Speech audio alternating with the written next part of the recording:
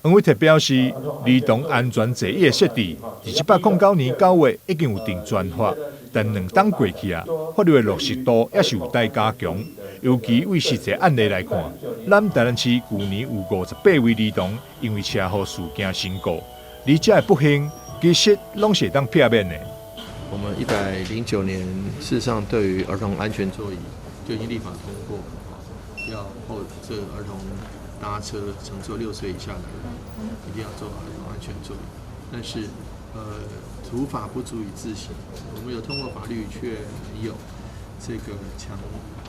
强制的执行，导致这些年来还是在全台湾各地有对于儿童在车祸中不幸受伤或者受严重伤害，甚至失去宝贵生命的情形时有所见，屡有所闻。那今天我们就特别借着这个记者会，再一次跟这个社会以及市民朋友们做呼吁，并且把一个很清楚的例子这个报告给各位好朋友来知道，让大家知道说，其实儿童座椅我们不是替儿童座椅厂商来做宣传，但是是替你的宝贝的宝贵生命来做呼吁。根据交通部统计，以去年为例，台湾6400多件儿童交安死伤案件，乘客比率高达7%。